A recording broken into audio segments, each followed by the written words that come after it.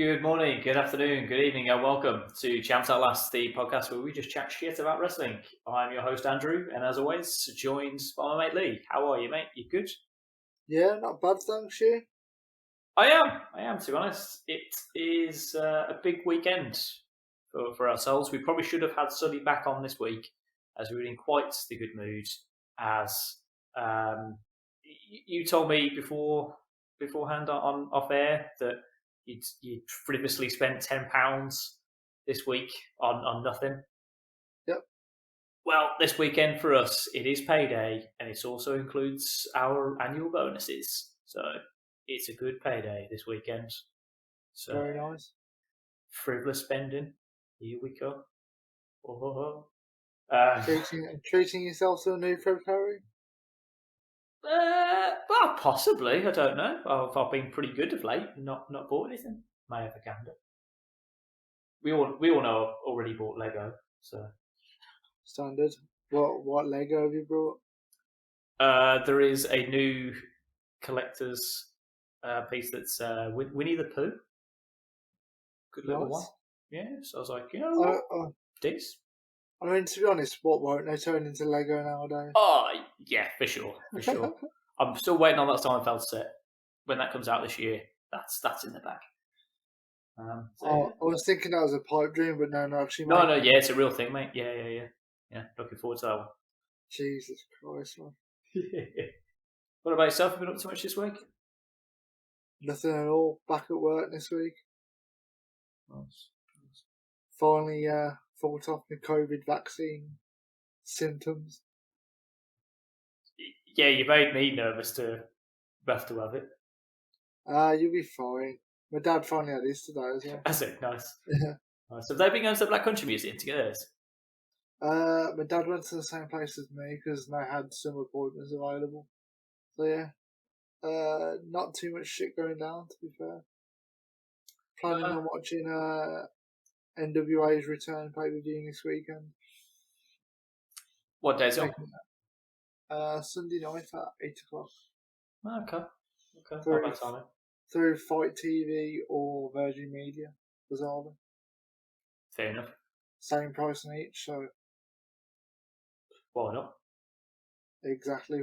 Why not? Because I've got Monday off. Winning. I might check it out. We'll see. I've been spending most of my week watching reruns of How I Met Your Mother, and in an episode there, that was it. So the storyline goes that Ted and Barney have a bet of who can be the first person to be involved in a threesome, right? Right, okay. Three-piece. Yeah, a three-piece. Sorry. Shout out to his pops. The winner of said bet gets a championship belt. Would you like to have a guess of what championship belt they would win? The WWF European Championship. Close. How the fuck is it close? It is the Winged Eagle belt. Ooh. Personal favourite of mine. Reason why I brought this up. Yeah. Got looked at it and went, it looks like it. It's like, oh no, that's legit. That's that belt. Cool. Fair play to them. So shout out to How I Met Your Mother there.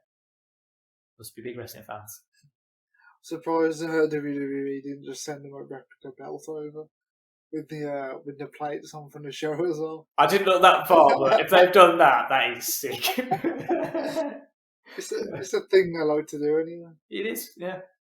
I would like to be that good at anything that they would do that for me, to be honest. I've never been that good at anything. I mean, my closest thing to that is going to be Make a Wish, isn't it? Oh, we could. There's so many times I've said to you, just, mate, look sad. We're getting in. Just remember, look sad. And, people can't help but feel sorry for us. It's not our fault.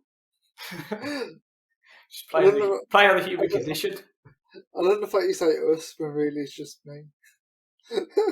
Yeah, I'm an accessory. You just get other free shit too. Yeah, I do. And remember, one of these days we may recreate that video that I sent you, where it's me manoeuvring over sidewalks, where you're bumping off curbsides. Oh, Jesus, no. Well, I might hire a body double for that one. Good shit, man. Good shit. Right, we are digressing here already, so fair play to us. What wrestling we actually watched? I feel like we've watched relative amounts, but I've watched. we've watched good NXT. things. I feel. I watched NXT and AEW this week. I did watch last week's SmackDown, but because it's been a week, I can't really remember it, so my bad. Yeah. I did enjoy it, can't remember it. Yeah, SmackDown a lot of the time seems like a delight. Yeah. The only thing I picked up on Raw was Shane McMahon calling Braun essentially a slow bitch, and then he gunged Braun. Like, but I only saw that in meme, and I was like, "Oh, lovely." Okay. I was like, oh, thank God I didn't watch this fucking bollocks. I read it just on text. It was at least 3 days later when I then saw a still of just green goo everywhere. And I was like, I don't understand why that's a thing. I think I put it on our Instagram story. That might be where you saw it from. No, I saw it on someone else. Something better. No, just something different. When was the last time anywhere in England someone got gunged that it wasn't get your own back, for fuck's sake? I know, like the Smash Hits Party 95. Brilliant. Brilliant. I feel like Get Your Own Back was on after that. I don't know, mate. I don't even know what Get Your Own Back is. Dave Benson Phillips. I know I'm Little Lee Orford from the... Yeah, talking to make a wish, you are Little Lee Orford. It bears that prick never sent that bloody thing. I hope he got his arse. I hope he got his arse handed to him when he was at... was he at Riptide he went to? I think he was, yeah. I was going to say, don't call him a prick. We might get him on the show at some point. No, I hope he gets his arse handed to him there. What about if he sends me a birthday card, then can he come on the show? All is forgiven. Good. All he has to do is acknowledge that email. It was very nicely worded. It just wasn't to know that it was for a 24-year-old man, probably. And not a child. I was definitely mid-20s at the time. Oh, amazing. Anyway, digressing again. So yeah, watch Raw. No, I didn't watch Raw. No, you didn't. Don't say that. That's an outlandish thing to say on this podcast. Nobody on this podcast has ever watched a Raw. Watched NXT. Yeah. It was okay, watchable. It passed time. Can't really remember too much of what happened. But it didn't offend any of my senses either. You marked out that Volta appeared. Yes, that was the one talking point. But then I feel that NXT UK maybe have taken that away from me, so I'm a little bit salty about that. But we'll get to that in a minute. Who knows? Who knows? My match of the week now comes from AEW, and I texted you about this last night, going, "Oh my God, you need to watch this." And you already watched it. Yeah. Even though you already told me earlier, I just completely glossed over it. It's fine, mate. I didn't want to spoil it for you. Which was the Britt Baker versus Thunder Rosa match. You may remember one of the shows we've been reviewing might have been Survivor Series, possibly. The Trish Stratus versus Victoria match. A hardcore match. That was utter shite. Thunder Rosa and Britt Baker showed you how it should be done. It was good shit. A lot of blood too. Oh. A hell of a lot of blood. Yeah, Britt was pissing blood at one stage. But like I said to you, The only way it would have made it slightly better is if one of them was blonde, just to really show that blood up. Oh, You know, well, I like mean, the classic Cody Rhodes Ric Flair vibe. yeah. Or just bald, and you just have your Dustin Rhodes versus Cody Rhodes match. Yeah. Brutal.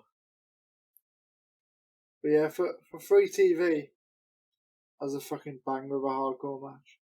It was like I text you saying, is there any sweeter sight than a little cloth bag that you just know is full of thumbtacks?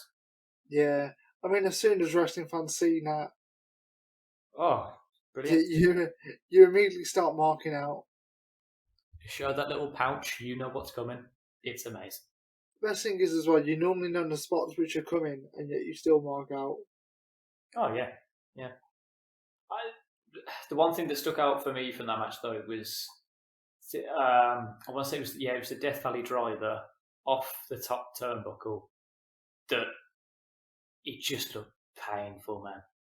Oh, there was no selling there. It was just you're getting hit on a ladder. Yeah, there's no way around it. It was rough, man. Just pure pain. Basically, I think from next week, what we should actually do is just like a little top 5 moments of the past week's worth of wrestling that we've watched.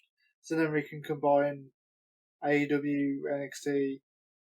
If Raw's lucky enough to make it to the top 5, I doubt it. Unless they do some hilariously shit bollocks, and that's where it ends up. Al Wilson's dead, though, so I don't think that's going to happen. Yeah, that was a SmackDown. I wouldn't have put that on Raw. I know. But they wish they had Al Wilson. They just had hot lesbian action on Raw. For 1 week. and then Al put a stop to that on SmackDown. In fact, one other match that came out of AEW that I still haven't seen the highlights of, and I don't know why I didn't, was Cody versus Pencer. Good match. Cody went over, though, which surprised me. Yeah, it went over, but Penta beat the shit out of him afterwards. Yeah, but I felt like from what I read, he kind of battered him throughout the match and then afterwards, but essentially Cody went over. I really like Penta's gimmick with the Spanish announcer which can speak English, because he is just as much of a heel as Penta is. It's a fucking really weird dynamic. Okay. And also, what is weird at the moment is the other 2 members of Death Triangle are pretty much faces. And then you just yeah, and then you just got Penta being a cunt. Oh, I love that. Okay, I wasn't. I just assumed that Pat was a bastard. I'm going on that point because Ray Phoenix beat Angelico, and he's not a face in AEW. Oh shit! Yeah. Yeah. Okay. There's a dream indie match here for you, Andy. Ray Phoenix versus Angelico. It's not bad, is it? I'm pretty sure we would have seen a strange iteration of that somewhere, or maybe not quite. Fight Club would have been the closest international tickers. That's probably the closest may have come to.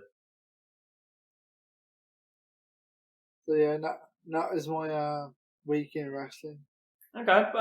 In fairness, there were a couple of matches on NXT UK that I don't think you should sleep on either. There were a couple of matches in there that were worth checking out. You got the main event of Trent versus Jordan Devlin. Trent Devlin weighing in at 204 pounds.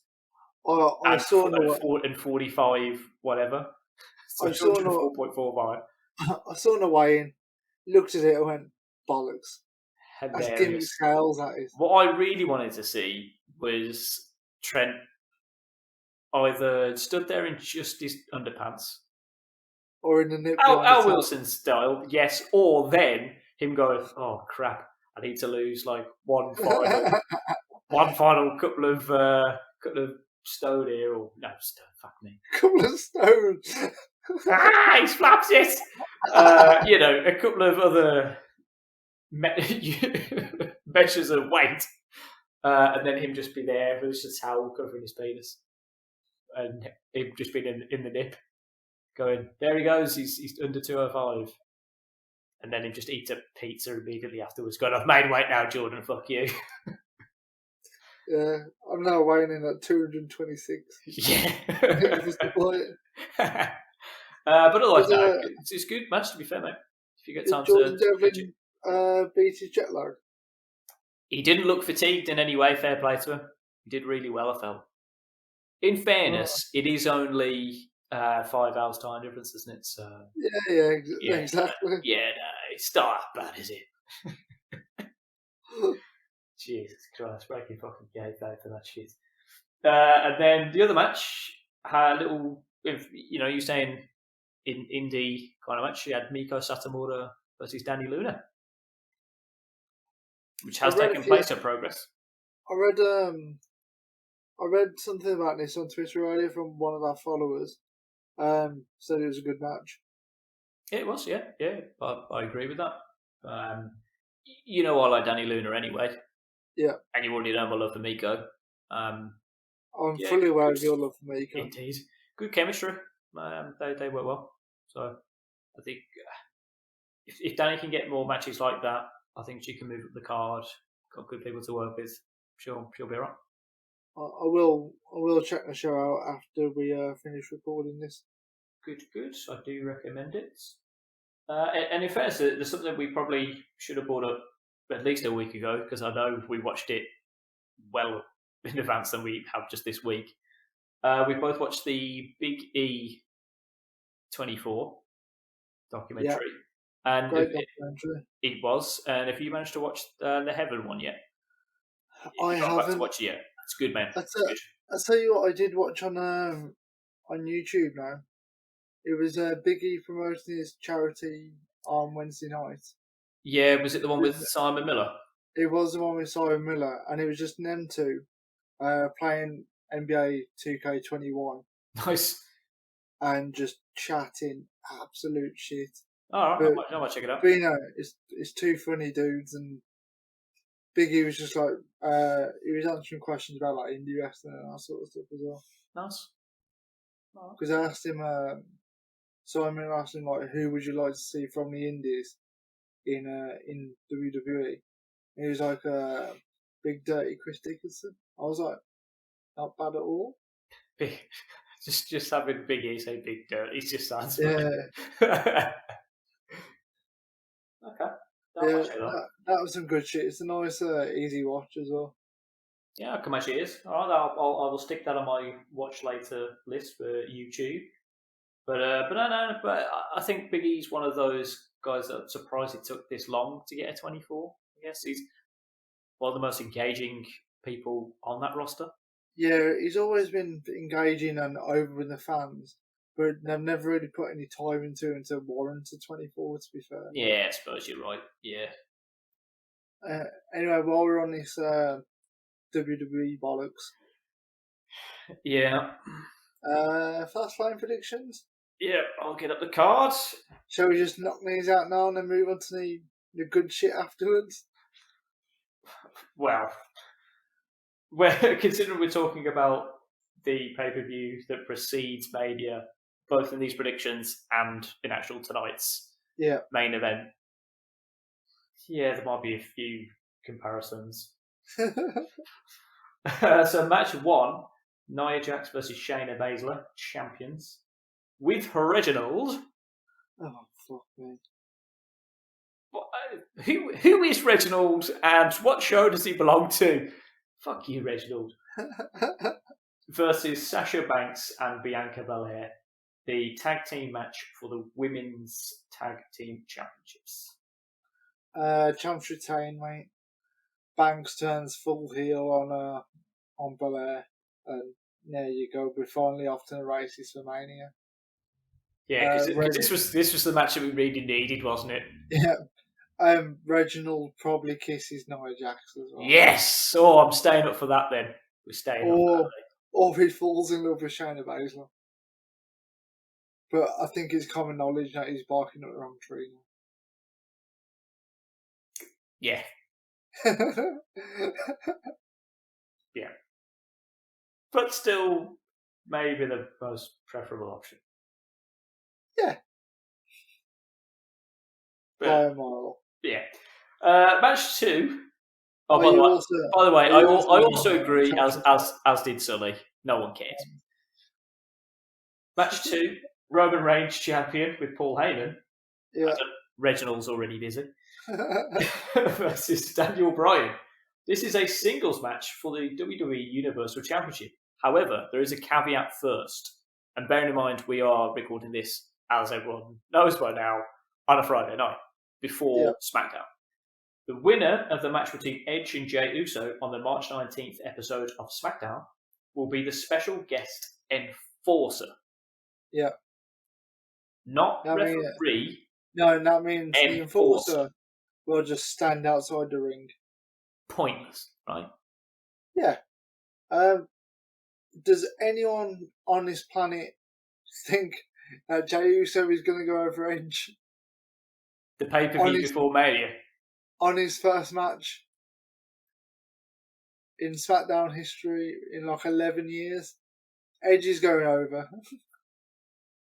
Unless there's some really shady bollocks. Yeah. But either way, I've got Reigns retaining. Yeah, would it have made any difference to you who was the special guest enforcer? No, but I'm gonna give you this one. Now, I think it will be a shady finish because Edge will get involved and then mistakenly take out D. Bryan, which will then set up on night 1 of WrestleMania. Daniel Bryan versus probably Jey Uso. If he beats Jey Uso, he'll then get put into the match the following night and then make it a triple threat. At least he gets 24 hours notice this time, unlike last time he did it. Exactly. And that's how I would book it. Okay. Yeah, to be honest, that's probably the only thing that's on this match is whoever wins the stupid enforcer match. If it was Jey Uso, does he accidentally attack Daniel Bryan, so that causes the DQ,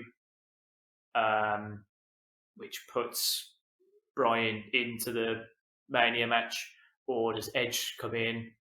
Because Edge has always almost been too friendly so far, like no one's really too sure what he's doing with it.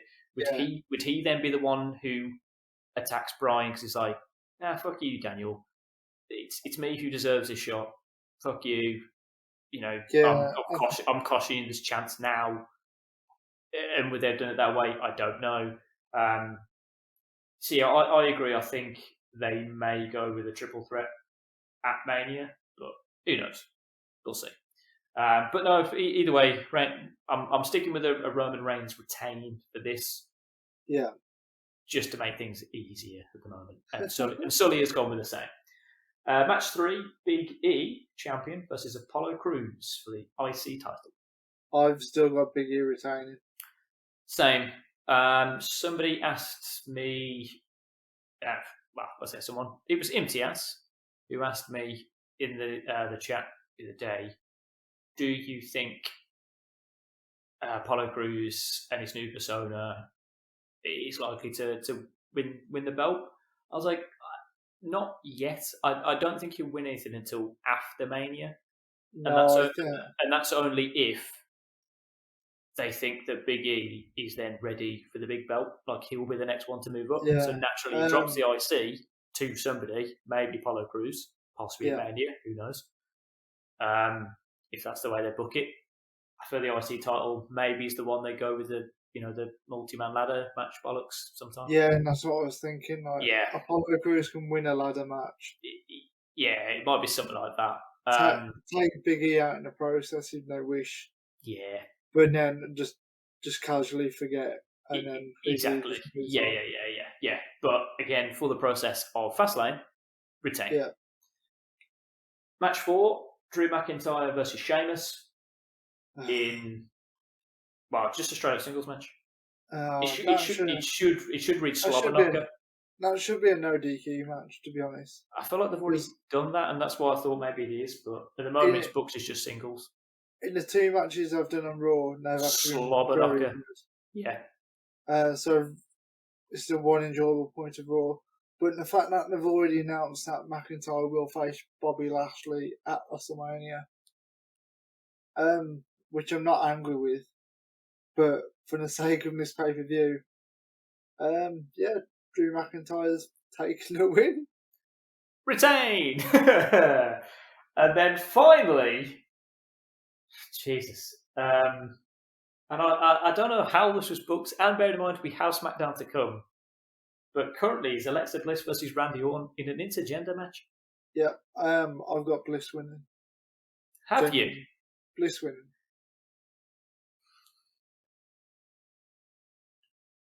But do you know how we were talking? I've gone no contest.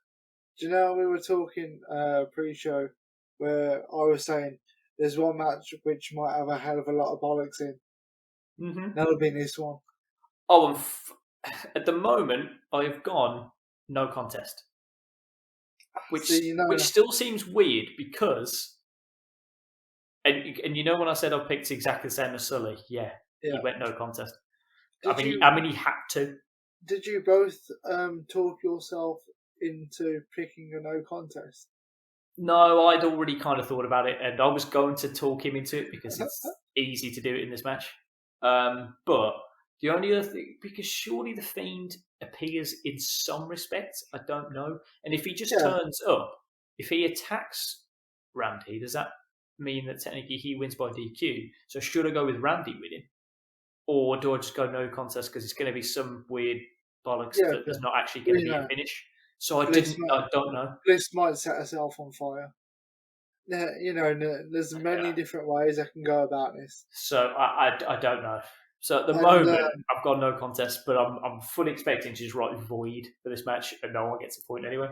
And have you heard the rumor from Mania about this match? Nah. Not Firefly Funhouse. Exploding barbed wire match. Literally copying the AEW. Piss off. And then I presume they're actually going to make shit explode. But by pyro. Same to the pyro that they had in 2002, 2003. Jesus Christ. And watch one of the wrestlers get maimed. God, it's going to be bonkers, that is. Yeah, that's bullshit. They ain't doing that. Behave. It'd be interesting. Because I don't think Randy's signing up for that either. Randy, lover of indie wrestling Orton, is going to do an exploding barbed wire match. Yeah, okay. I enjoyed that rumor just because you got a little bit hot about it. Oh, they're like, get ass. I mean, not as hot as Jim Cornette's getting on the internet. Oh, I felt that, yeah. Cheers. Oh, fucking hell. Gonna get his ass kicked by me. That'll be fun. I hope they're putting that on pay-per-view. I'll pay. Well, at least he'll make a good episode of Dark Side of the Ring in a few years' time. Yeah. When they try and find Jim Cornette's maimed carcass on the floor somewhere. Probably with a cheeseburger hanging out of him. Idiot. The one line which always gets me about Jim Cornette is fuck Vince Russo. Any chance you get, he will just say how he hates him constantly. It's one of the rare things that I agree with Jim Cornette on. Do you know on the episode of Dark Side during the Montreal Screwjob? Interesting you say that, yeah. Yeah. Because they reviewed it again this past Tuesday, and I watched the episode again. Okay. The end bit of the episode is Jim Cornette saying he's going to live to be old enough to piss on his grave. Yes, it does. Oh, my word. It's not even relevant to the show. It's he just goes, yeah, I'm just going to live to be this old and piss on his grave. And I was like, oh, for fuck's sake. It's bonkers, isn't it? It's he gives wrestling fans a bad name. Yeah. Because all what he is he's just a massive mark for the business. Yeah, and a keyboard warrior, I feel. Yeah. And Vince Russo is a massive mark for themselves. So I'm going to put them both in the category of utter cunts. I second that. However, Lee, talking of Montreal, shall we talk No Way Out 2003? Yeah, we must. All right. All right. So, this is the first time since 1997 that the Bell Centre in Montreal has hosted a WWE pay-per-view. I wonder what happened there last time, Lee. In fairness, the King had to tell Coach. Fucking Coach. I was like, oh, for fuck's sake, Coach, come on, it's just laying this up. know, Did you not watch wrestling before you got the job, mate? Oh, come on, lad.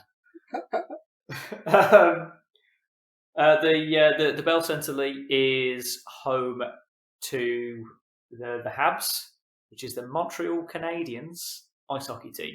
I mean, it's Canada, it's obviously ice hockey. Yeah. Yes, there's one for you. Straight away, I loved this pay-per-view because the theme song was Evanescence. And But I was like, I mean... My note here is best intro music yet. Oh, yeah. Yeah. Because one, it's a song I actually remember. Two, it's a banger. It is a banger. Still to this day, a banger. So, it kind of helped me get through the show, to be brutally honest. It did, because they played it a lot. Oh, Vince was getting his money's worth out of that one. But we pay for this. We're played every time. Like, all right, then. It's always nice when Vince stumbles onto a hit for various pay-per-view songs. Like he did it last year with the Weeknd. Oh, God bless him. And then COVID fucked that over, unfortunately. Yeah, he got a Super Bowl out of it eventually, didn't he?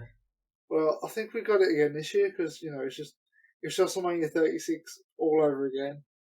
Essentially, they've just replaced Rob Gronkowski with Hulk Hogan. Two people which also make the utter cunt list. Yeah, in fairness, it's all just shades of grey there, isn't it? Yeah. Well, the reason that Coach had to be there, and he opens the show, they don't even go with King saying welcome to the show. This is thinking, oh no, that isn't JR. I was thinking, oh shit, that's Coach. And I was like, it isn't JR. It isn't Michael Cole. Yeah, I was thinking, who is this? It's not Taz. they never let Taz introduce their show. And I was like, it's definitely not Jerry Lawler. For a split second, I was like, who is this person? Yeah, I was like, oh, okay, it's Coach. It doesn't sound like Coach sounds now. I think it's because you're not used to him being there. If he was to do the next show, you'd be like, oh yeah, cool. Yeah, it's always him. But the reason he's there is because JR has a concussion. I love a concussion in 2002, 2003, don't I? Love it. Well, yeah. Tell Chris Nowitzki that. Yeah, well, different time. Different time. Yeah. Yeah, so we will get into that later. The JR is inconspicuous with his absence. The concussion. First matchup, Chris Jericho versus Jeff Hardy. I love that Chris Jericho is so good at being a heel. He can get booed even though his build has been from Winnipeg, Manitoba, Canada. Yeah. Now, I'm assuming, there are rivalries within Canada, so people of Montreal might not like the people of Winnipeg anyway, but the fact that he's a Canadian in Canada and it's an American production, so they would get any cheered. Canadian wrestlers wrestling in Canada. Yes, normally get put over by a crowd massively. Yeah. But he's so good that he can make even that Canadian crowd. I have to say, Chris, you are amazing. It also goes to show how over Jeff Hardy is as a face. Yeah, and here's one for you. I've asked this about Ray before, and we learnt that he did have a heel run in other productions. Yeah. What about Jeff? I can't really see him working as a heel. I feel they must have experimented with it at some time, but WWE haven't done it because there's no point because he's a moneymaker as a babyface. Exactly. Yeah. But TNA did it. Okay. With a gimmick called Willow, which is Jeff Hardy's own creation. Yeah. And Jeff Hardy was on a lot of drugs at the time. I'm sure he was. So yeah, if you want to go check out some weird shit on YouTube, just Google Willow in TNA. It kind of ties in with the whole broken universe as well. It's fucking nuts. Okay. That's all I can say about that. Okay. Yeah, I thought it was a nice opening contest. If anything interesting happened, I couldn't hear the commentary because I was being an adult and my washing machine was on. So, Nice. if anything funny came out of the commentary league, you will have to enlighten me right now because I didn't hear that. Yeah, because it was Coach and King, and King, to be honest, was on his best behaviour because, I think he kind of had to guide Coach through a little bit, so he tamed the jokes down, and good. There was a lot less bullshit, to be fair. When Shawn Michaels come out at the end of the match, Shawn Michaels in Montreal. Yeah, but did he get booed or cheered? I couldn't tell. It did feel like boos. I know because he came out to save Jeff, so they were obviously trying to get him out of yeah, exactly. Following on from Rumble. Yeah. So yeah, they were obviously trying to play him to get cheers, and I think some of the crowd probably did. Well, which is a bold move considering what he did in 97. Exactly. Because to be honest, I thought they said they banned him from ringside just so he didn't have to interact with the crowd. Oh, you should. That would also be the case. Yes. And I was like, let's write him to the back. We don't want him out front. Yeah. So no, it wasn't absolute dog's abuse, but it was a little bit in between. Yeah. So basically, Jericho wins the match and then sets up his WrestleMania match with Shawn Michaels. Cool. I also enjoyed the fact that Christian came out dressed as Chad Kroger in a very 2003 way, I felt. Yeah. It's a good job he outworks everyone, that's all I'm saying. Oh, I have no other notes other than Christian arrived. Yeah. And I enjoyed his trousers. After that, you've got Kurt Angle talking to the world's greatest tag team. Yep, Team Angle. Pretty much generic heel stuff. Good, stupid Canucks. They're in Montreal. I'm going to mention Montreal so many times during this, I've decided now, because that's pretty much what the commentary team were doing. Yeah, pretty much. and then Triple H arrived with Evolution. He did indeed. And did we see the Stone Cold Carly? It's not like the Batmobile, mate. It was a car that had Stone Cold's skull on there. To me, it was a Stone Cold car. Yes, mate. Oh, the crowd was in a frenzy for that. I'm like, fuck me, he's back. He's back. And I know one person in that audience that marks the fuck out when he does return. Marks the fuck out. We'll get to that in a bit, because to be honest, that is my favourite segment. Fucking incredible. Oh, my word. So this is going to be your first salty point of the night of RVD versus RVD and Kane. Whoa, yes. Versus Lance Storm and Regal for the Raw tag belts. Thank you for telling me it was the Raw belts, because I forgot. I was just like, one of those belts. You're going to get salty because you brought this up on the last podcast where you said the Dudleys will lose the belts in between, and then I'll be wondering out what the fuck happened. So my notes are tag titles, back together ? For RVD and Kane. Bearing in mind we saw them at Rumble not a sort of fallout. They did get eliminated by one another. And then I was like, champs again, Storm and Regal? Because it was the Dudleys, right? Yeah. And then I was like, who helped them? Like, someone helped them? Yeah, apparently. someone did help them, but I didn't catch the name. I rewound it to try and hear what the name was, and I still didn't get it.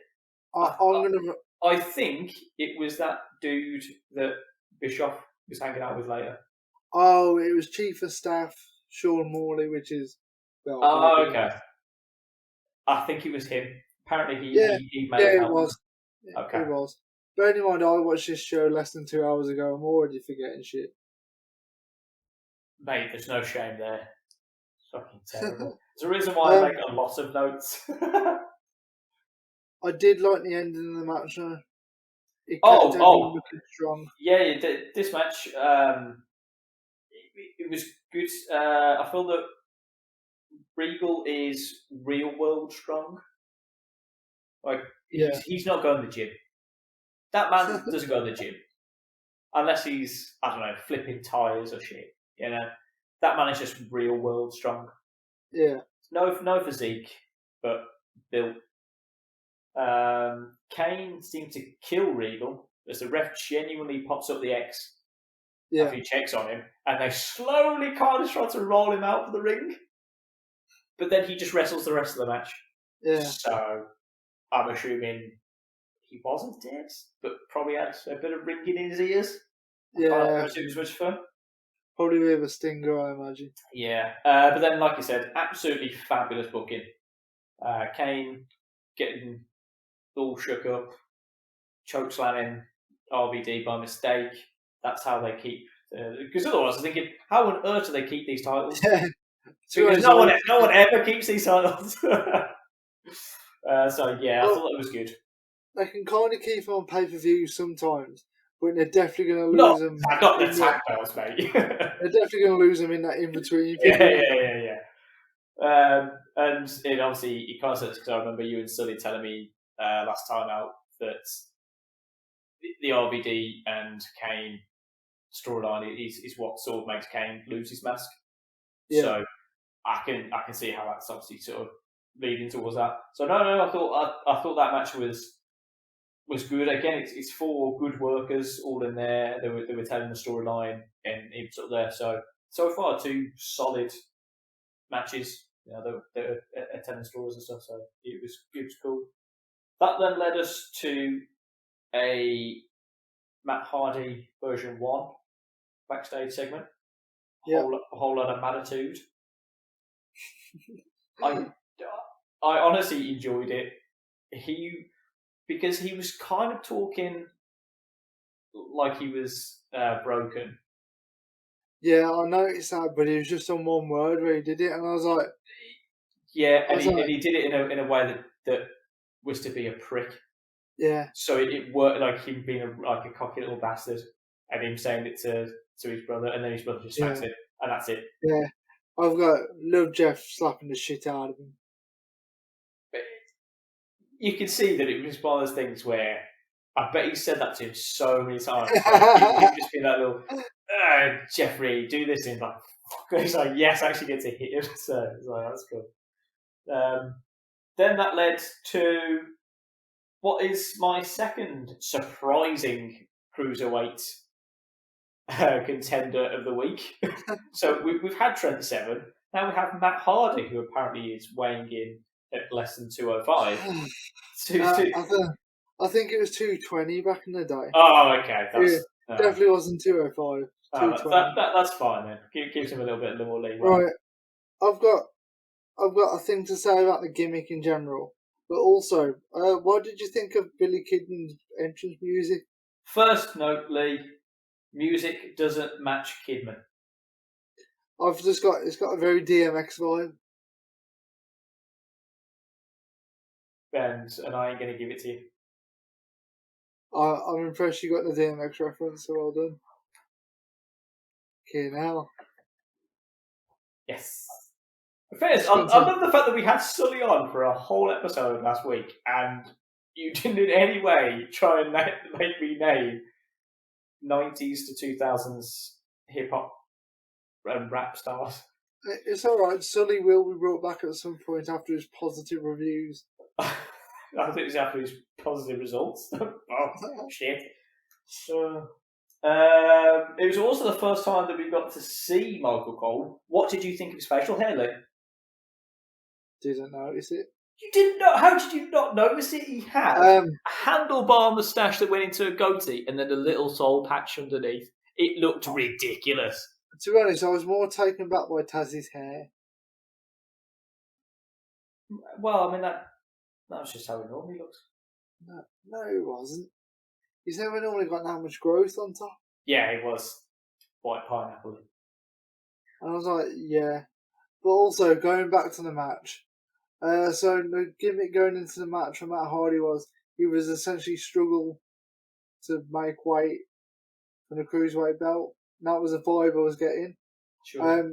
He goes out there, wrestles perfectly fine, shows no sign of fatigue, no nothing. Doesn't even try and act remotely drained. Like it's took the whole life and soul out of him.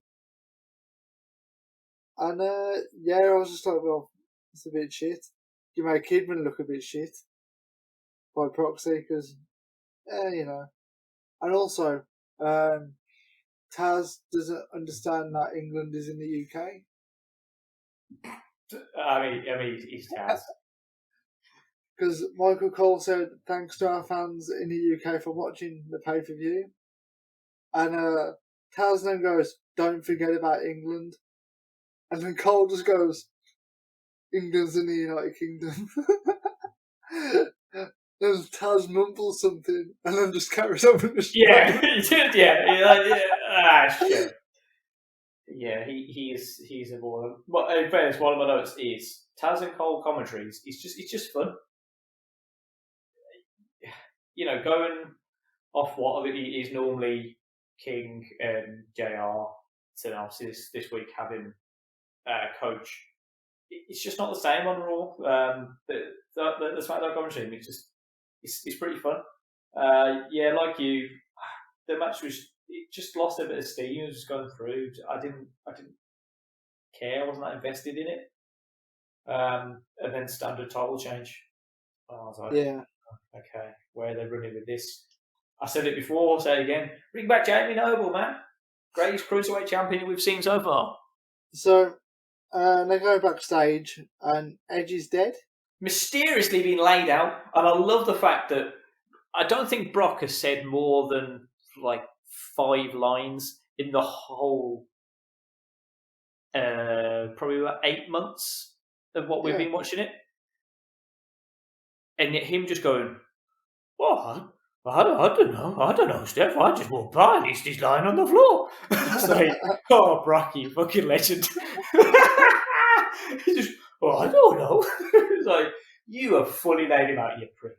You have fully just stood there going, they'll never suspect me if I'm the one who stands here and goes, help, help, help, police. Like, we need him, you know, someone's down. And yet, like, it's him.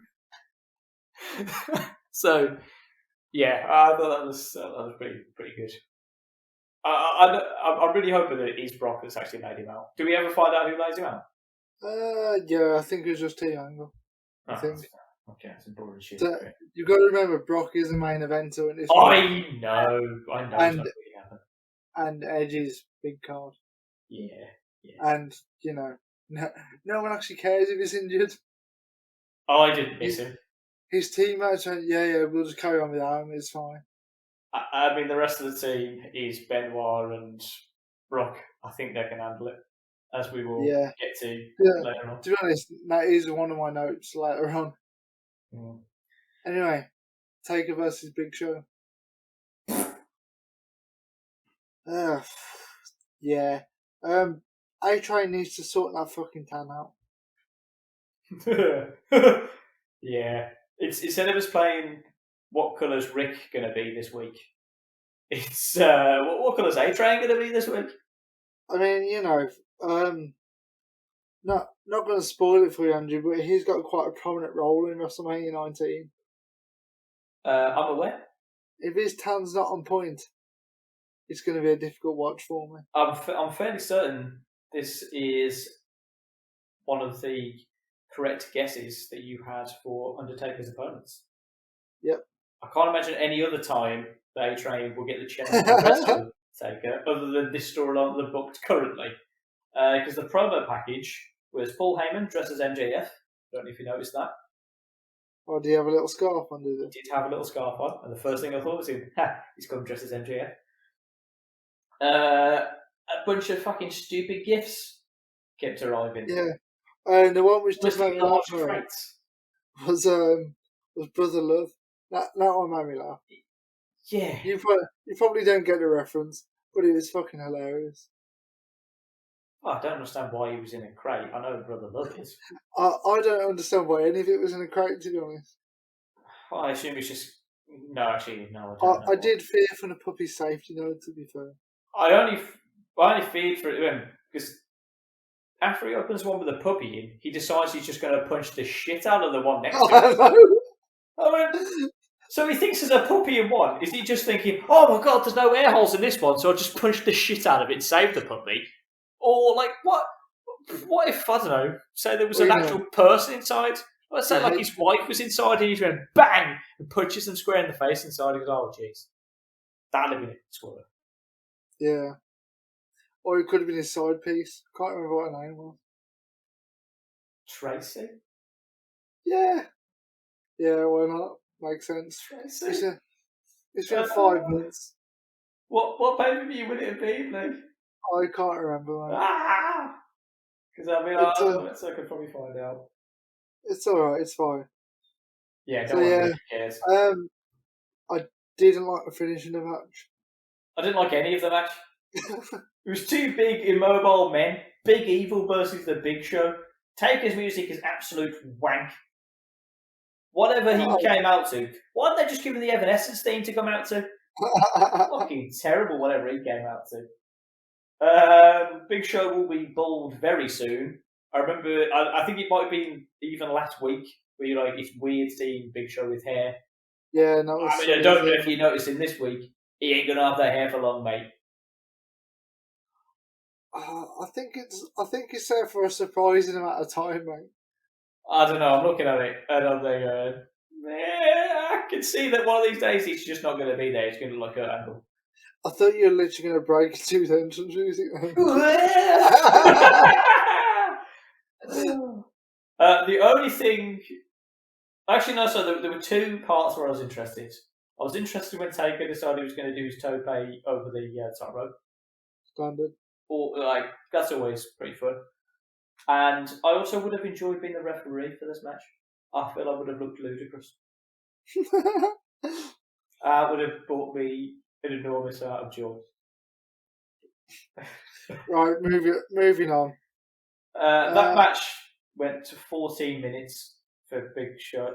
For Big Show to get choked out. Yeah, I think we realised that Big Show had the correct formula of no more than 7 minutes of his featuring the Big Show. It was shit.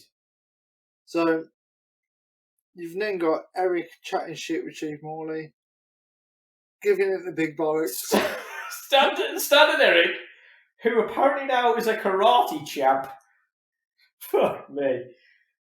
And God bless Vince McMahon. He must have thought, no, I'm not having this on television. And then he took one look at him and went, no, you know what? I'm going to give this price. I'm going to give him his 15 minutes because I'm going to humiliate him. And fair play to Vinny. He just comes on, and it was the first time when they mentioned the name of the pay-per-view. So they built the entire pay-per-view of, there's no way out, just around Eric Bischoff's match. Like, he's got no way out. What's he going to do? He's got to book Austin, otherwise he's fired. I love this segment, to be fair. Just a hell of a lot of bollocks. For not quite the crazy pulpiness of Al Wilson, obviously. Yeah. But yeah, one thing that Bischoff can do is outlandish. Like it's there's never in between.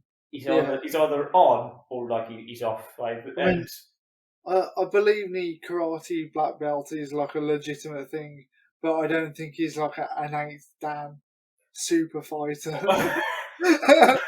all I'm going is I kind of wish I'd also watched that episode of Raw when he did the demo, because when Vince McMahon is saying with a straight face, "Oh yeah, he did a karate." After I saw that karate demo you did on Raw, I thought, "Yeah, they're going to give you a match," and I'm there going, "Nah, you did a what?" They did show it a little bit in the video package. They did, and that is the fucking reason why JR had that concussion. It was. Jesus Christ. Honestly, some great bollocks. He fucking killed him. Fair, anyway. I assume we'll get to that. We definitely will. Then that brought up what I think may have been my match of the night. Team Angle versus Lesnar and Benoit. Yep. It was a good match, basically because Kurt at this point has a broken neck. And he's wrestling through it. And so, did you not notice he was a lot slower with like most of his shit? No. And any bump that he did take, he was selling the shit out of it because I imagine it actually fucking hurt. Damn. Okay. So basically, they're trying to like wrap him in cotton wool to get to Mania, to fill him full of injections so Mate, he can get to Mania. You say they're wrapping him up in cotton wool. Nah, they've got him in a match with Brock Lesnar and Chris Benoit. So, the guy that isn't included in this match is Edge. Probably every other man more fragile. So, I basically think they took Edge out of the equation. So, if Angle wanted to, he could just stay on the side and it would just be a basic fucking tag match. Okay. That was my theory behind it.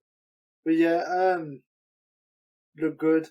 Brock Lesnar had the Keith Lee spot as well, where he hit the pounce on Charlie House and absolutely laid into him in the corner. Did indeed. I thought everybody just complimented each other well. Yeah. And I feel that Edge would have been the weak link in that match. I don't think he would have been able to have done the same things as to be honest, I think it told a better babyface story without Edge being there. Exactly, and I felt that all 5 of those guys are athletes.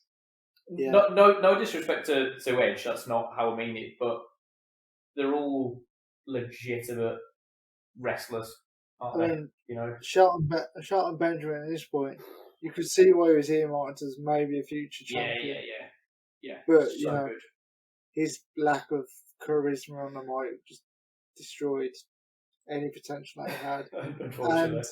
And the gimmick when they brought his mama in as his manager probably killed all credibility. Jesus. I'm glad I don't have to watch that. Oh, it's some good shit, mate. But you've got to sit through a hell of a lot of Raw till I get to no, thank you. Not at all. So, Andrew's favourite match of the night? I don't know. Whoa, I'm not. I haven't finished talking about it. Oh, have you not? No. Go on. What? It's the one good match that we've had. No, so basically, it made me look forward to Brock versus Angle. I think it did what it was supposed to. Yeah. The fact that is now going to be that Mania main event, I'm like, I'm all in with that, and that's what this pay-per-view should be doing, is getting you then excited for that final push. I also like that Benoit's t-shirt said "Toothless Aggression." I thought that was very good. Yep. And also, would you like me to buy you that t-shirt? If you can find it, do it. You have to wear it out in public. Oh, okay, maybe not then. And I believe it's got Chris Benoit written on the back. No, okay, yeah, you're all right. I would much rather have the Mike Chioda frosted tips that I feel he was sporting. Nice. If you want to go back and watch that match again, just have a look and go, I'm pretty sure Mike Chioda has frosted tips. Yeah, if you go back to one of the earlier WrestleManias where he's refereeing, he has got full mullet. Oof. I mean, like, he's a man of many hairstyles throughout the times, to be fair. Brilliant. However, you are now right though, Lee. For me,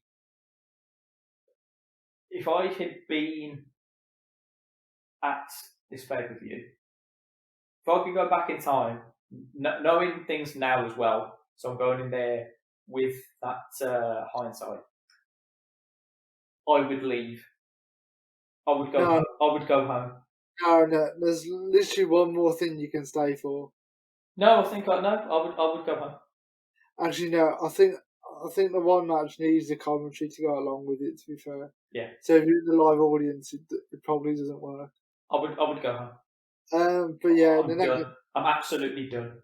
I had to watch this pay-per-view in 2 sittings because I couldn't after that main event. I noticed that, Andrew. Yeah, I bet you did. I couldn't watch it anymore. I had to. Yeah. So, Triple H versus Scott Steiner. Take 2. Yep.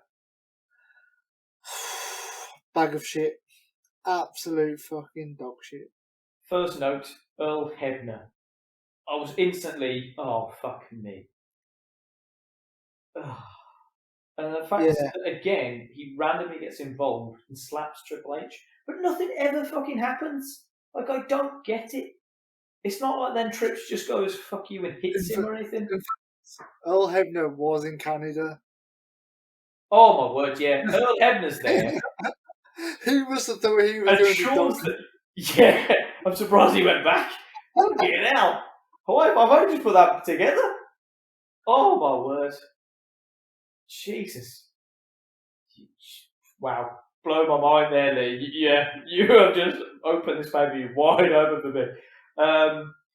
Yeah, so you know what on the Taker Big Show, where I went 2 immobile big men. This is 2 immobile roid boys. There's a hell of a lot of roids going on in this match. Triple H is carrying that roid water level, which just isn't good. He looks like a bloated mess. And he's also got his standard quad injury. Yeah, I mean, at least Steiner's full of roids. Like, every muscle is just. Oh yeah. One of those roid guys that looks good because at least he's doing it right. Oh God. Scott Steiner isn't that big. I know I said this last month, but it needs to be reiterated. He's that big, he can't move. No. Who do you reckon wipes his arse? Oh, he was hard like a young boy to do that for him. I mean that in a Japanese wrestler sense, not the actual term of a young child. like some developmental talent.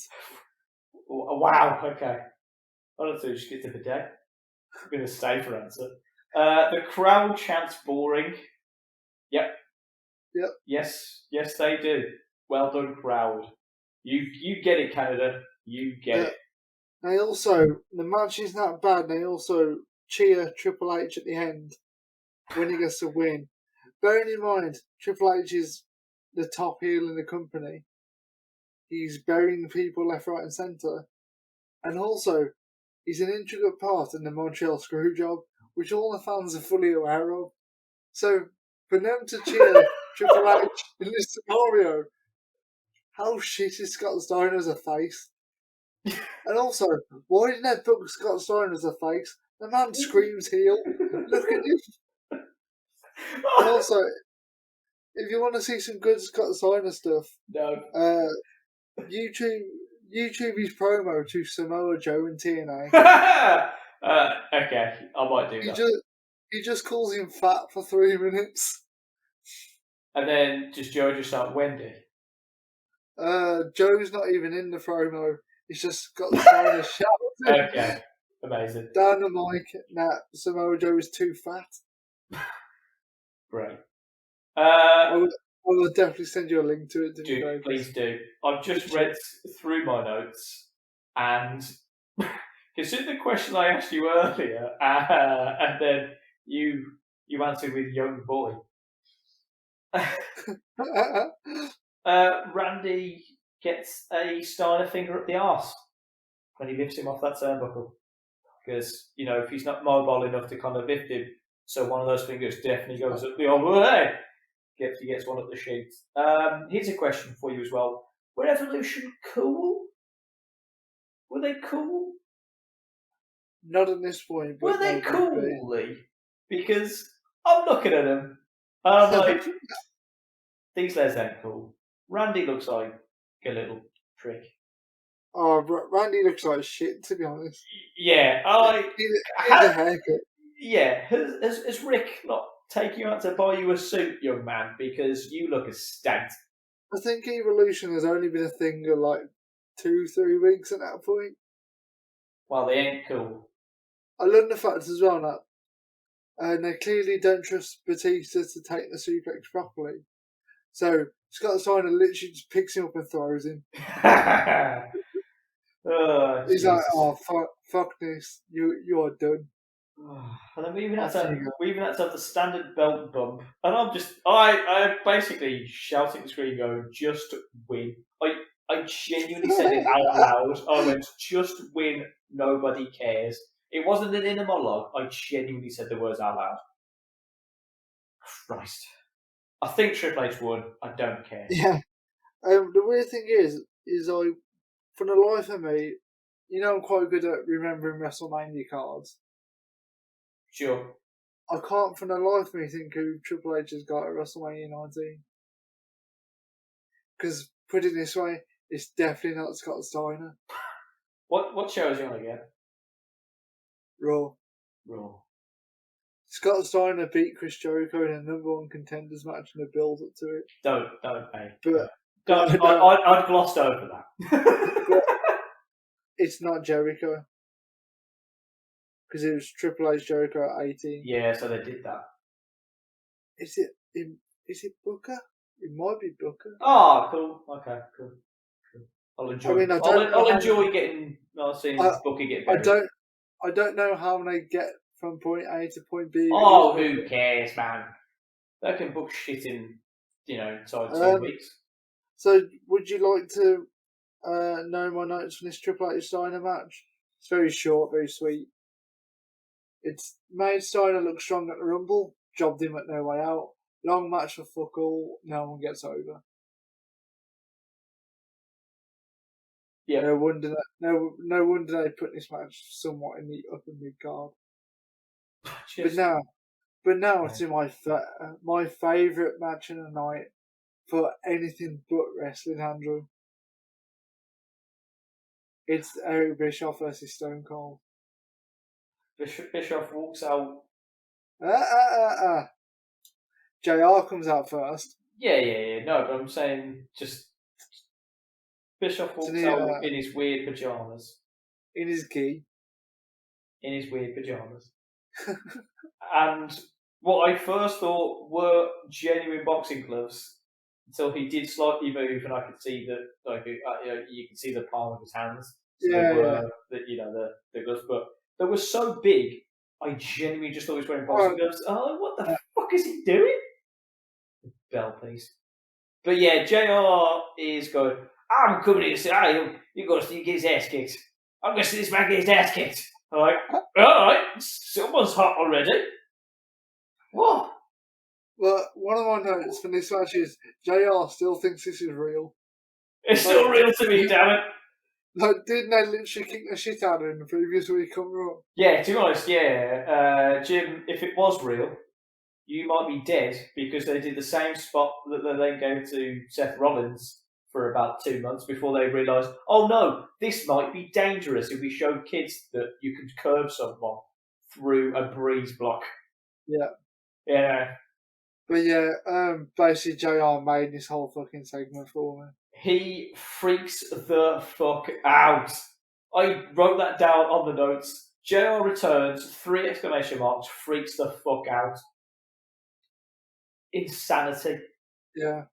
It was a proper Stone Cold! Stone Cold! Stone Cold! Insane. The Texas Rattlesnake has returned to Raw! To Raw! It's like, oh my word. Just Coach is flabbergasted. Coach is pissed himself laughing. Coach, a man who JR shouldn't have to squeeze in the middle of those 3. Coach should have just left and given him his chair. I thought that's how we should have gone. Huge disrespect to JR. Oh, that was a shocking move. It was a shame that Bischoff can't sell a stunner for shit. Like, I've actually made a note about this. He's bloody Linda McMahon selling stunners here, son. He's better than Vince McMahon selling his stunners. He's taken less than Vince has. Yeah, can't sell him for shit. So I was laughing wholeheartedly at that. I would have been pissed if I was that person in the front row whose drink he stole. Everyone else would have gone, oh my god, oh, you're part of the show, that was really exciting. I paid like $12 for that fucking drink. Stone Cold's just thrown it in someone's face. And I'm not getting this back. I was thirsty. I'd have been pissed. Yeah, I would have been hot about that as well. See, in my head, I was just thinking, like, every time Stone Cold stunners him, he was like, he's not selling this properly. Fuck it, I'm just going to do it again. Until we get this right. You reckon he was only supposed to take the one? And it wasn't so much the crowd that made him continue to do it. And I say crowd, I mean JR. One more time! One more time! All right, Jerry, calm down. Calm down. Like, he can't hear you. It was a king when they like cut back to JR, just like stood up cheering like a massive mark. Like he didn't know the outcome, but fair play to him for selling it. Oh yeah. He was just there he hadn't been hanging out with him in the back for the fucking 2 hours prior. Literally sat in fucking gorilla with him, probably going, "Are you ready for your spot, Stone Cold?" And he goes, "Yeah, I'm definitely ready." You know, are you gonna sell it for me? Oh, don't you worry, Steve. I'm gonna fucking sell it when I get out there, so you don't have to worry about me. You just go do your thing. I'll put you over, lad. I'll put you over. Fuck me. And then they cut to Taz. Taz just goes, JR, one word, decaf. I was like, yes, we've won this evening. It is over. Thank you, pay-per-view. Close curtains. We're done. Everyone goes home. Everyone's had some good yucks. Stone Cold has returned, done his usual bollocks. Have not really had to do anything, but looks like a hero because he's hit some twat in the face. And that's all we want in life. To be honest, it's for twats. If they close a pay-per-view now, I would have been happy. It would get one more star than it's going to get. So let's move on to Hogan versus Rock 2. For no reason. Yeah. One positive point I'm going to say, Andrew. All ears. And this is a positive point. It's not particularly about the match, to be brutally honest. The Rock as a heel is fucking fantastic. Oh, mate. I was talking to Sully about this earlier because he was talking in a similar vein. I went, yeah, I don't particularly condone spitting in general, let alone in wrestling, as you know, Lee. Yeah. But, it was hard not to enjoy that moment he just spat in Hogan's face, because that was quite fun in that promo. But yeah, the Rock just in the ring going, "Fuck you sons of bitches," to the crowd. Jesus Christ! Oh my word! I'll give you a bit of a pre-note. Now, I text Sully earlier, go, "Oh fuck, completely forgot it was Hogan versus Rock. Are you sure you don't want to fill in for me tonight?" because I don't think I can deal with Andrew just being this salty. This was the reason why I had to watch this pay-per-view in 2 goes. So, but as soon as he got to this match, I looked at the time and I went, "No, I've not got the energy for this. I'm watching this tomorrow. I can't. And this." so yeah, the one bit that pissed me off about the match, just the one bit, Yeah. because to be honest, I knew what was coming. It was fine. Actually, before we get to that point, obviously it was a heel ref gimmick. Could they not tell something was up beforehand? Like, because one, he's never refed a match before. 2, he was fucking stacked and looked bigger than Hogan. And I was like, come on. When they have to, Didn't they even say it was Silver and Grenier in the commentary? I missed the name. Who, as a side note, Andrew, has wrestled in Hell's Owen. Incredible. Okay. No, it was like they went to great lengths at the start of the match to name the referee. And they rarely ever... Well, they didn't say the actual name, Earl Hebner, when they're in Montreal. But I mean, they barely ever name Earl Hebner. The closest they get then is maybe Mike Chioda, which I think they named when obviously he had to climb the cell. Yeah. That was fucking bonkers. So they occasionally name drop Nick Patrick as well. Yes. So they don't normally name people. In fact, they had to name this ref at the start, and they said he was from Montreal. Yeah. Okay. It was like he was a competition winner. Yeah. No, like your prize is you get to ref the main event match at No Way Out. In fairness, I ain't surprised. Bischoff would do that shit. So, yeah. You want to know the one bit that actually got me salty? Okay. 2 people's elbows. 2. Yeah. The most devastating move in all of sports entertainment. The most electrifying move in all sports entertainment. Yeah. And you see Hulk set his arms so he can do the big 2 count, and I was like, you fucking cunt, just sell it.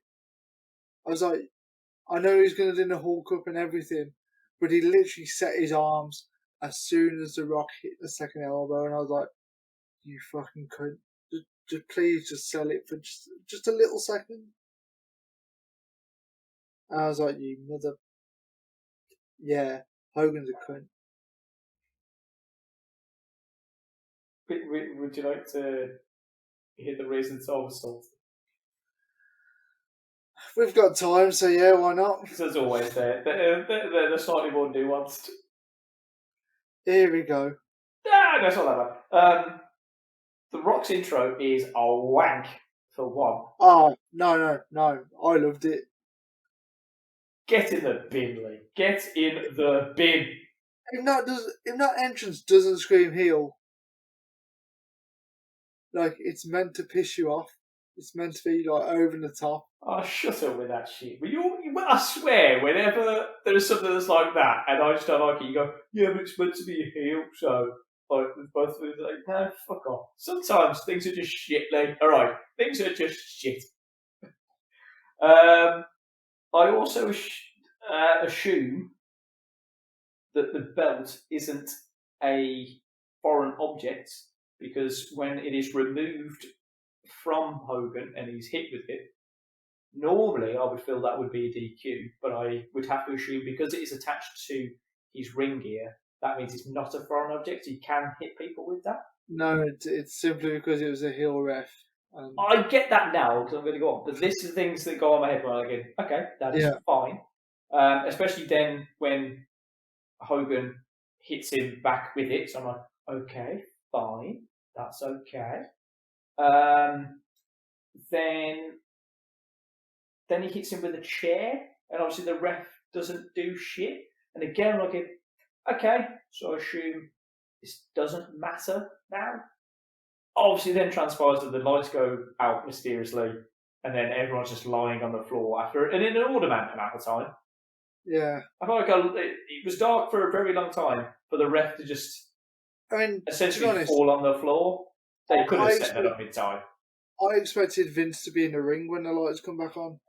That would have made more sense. That's what I'm saying. The lights were off him too standing long. over Hogan. Yeah. He literally goes to a no contest. Yes. The lights, and then it sets up that match at Mania. Because the lights were off for too long for what we then saw of just a ref lying on the floor and no one there standing over anybody.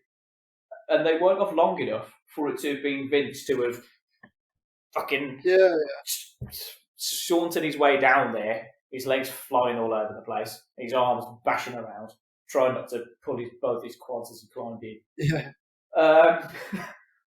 And then get back up the ramp. So it's like, where are you going with this? And the fact that the commentary team go, oh, Hogan wanted Vince. But Vince was like, no, I'll give you a rock. And in my head, I just went, oh, fuck. Do we get this at Mania? Yep, you get this at Fuck Mania. You. Just fuck you, Len. Fuck you. Giant fuck you. I'm not doing it. Tough you are. Not doing it. And then, after all that bollocks, ref is in on it. And someone goes, it's a damn screw job, and I wanted to break my television. And then I remembered, no, I love my television, I won't do it. So that's it. That was it. Right. We'll start wrapping this up before you get heated. So we'll plough through this little bit. Rate it out of 5. Well, on the normal system, Lee. You've been stewing on it for 2 days, mate. You've got your score ready, surely. I might have made it worse here. Which is a shame for a slight disservice to other people. But it features Hogan, loses a star, has no women's match, loses a star. So it ain't going fucking well, is it? I might have to give this. No, fuck, I'm giving it 1.5. It should be a 2 because of the work of Jericho and Jeff. The tag match to an extent, but big whoop. Take it or leave it. One really pay-per-view match. Could stuck that on Raw or SmackDown, whatever fucking show you're on. And Team Angle Benoit Lesnar was probably the only real standout for it. So it's going to very barely get 2 stars, but the fact that they had no women's match and it featured Hogan, they're going to fucking 1.5. Don't care. Right. Fair enough. I'm going 2.5. Where are you getting 2.5 out of that? Just because you enjoyed Stone Cold? See, it didn't really offend me that much, but it didn't. I don't think it didn't really for me, but I'm not going to go back and watch it anytime soon. No, and it was one of those ones where I might have had a different score before we started talking, but now Something there, mate. Yeah, but now we've been talking about it, I'm like, you know what? That shit. It doesn't. No, I wouldn't recommend anyone watching that. There was maybe one match I would say maybe watch Team Angle versus Benoit and Lesnar. Yeah. Don't bother watching anything else at pay-per-view. But yeah, basically, like, if they ended it on the Stone Cold segment, which, to be honest, it shouldn't have really been on the pay-per-view, but I can see why it was there. It was good shit from the time. Yeah. Oh yeah, I'm going to give it that high mark. Angle versus Lesnar at WrestleMania is going to smash it. Yeah, I'm very much looking forward to that. They've set that up well. And I remember that being a good match, so I'm looking forward to going back and watching it. Oh yeah, I'm all in for that. But I know this isn't a term, but technically it's a go-home pay-per-view before WrestleMania. Mm-hmm. I kind of expected a bit more excitement. I mean, okay, it sets up HBK versus Jericho, which is going to be some good shit. It set up Lesnar versus Angle, but it was already going that way anyway. Yeah. And that's pretty much it from that card. Obviously, I know other matches on it, but it doesn't even hint at one of the matches. And you're like, I don't know how they get from this point to that point, and that's not a Triple H match. No, that's fine. Well, we will see what comes next week, where I have to watch Mania. Hooray. Yeah. Be interesting because I don't know how long it is. I'll be watching it in 2 segments, I reckon. I don't think I'll be watching it in one go. It's got to be 3 hours, isn't it? It's gonna be over 3 hours, I reckon. Yeah. Got to be. Yeah. Because I imagine there's like 18 matches on a card, but because it's in that time period, most matches won't go past 4 minutes anyway. So you're just like, oh, okay, Yeah. this is fine. On that note, Andrew, before you fall asleep on your sofa because you're getting comfortable, do you want to wrap the show up? Can indeed. I've been telling people already at work that we are Champs Outlast. You can find us on all of the major podcast networks. So your Apple Podcasts, Amazon Podcasts, Spotify, Google, anything you wish to go check out. We are also on the socials, so Instagram, Facebook, Twitter. Again, just search for @ChampsOutlast. We do have our YouTube channel. There is some content on there now. We up and running. No, technically it's unlisted at the moment. I'm gonna drop it all in one hit. Hopefully, I'll be looking at just after WrestleMania in real life to get it all up and running properly. No worries, mate. That is fine. That is soon to be coming. So yeah, go out there, check us out, like, follow, subscribe, share, tell your friends, your family. We don't care who listens, somebody does. So that's probably about it. We'll catch you guys next time, where we will discuss WrestleMania 2003, WrestleMania 19. Peace out.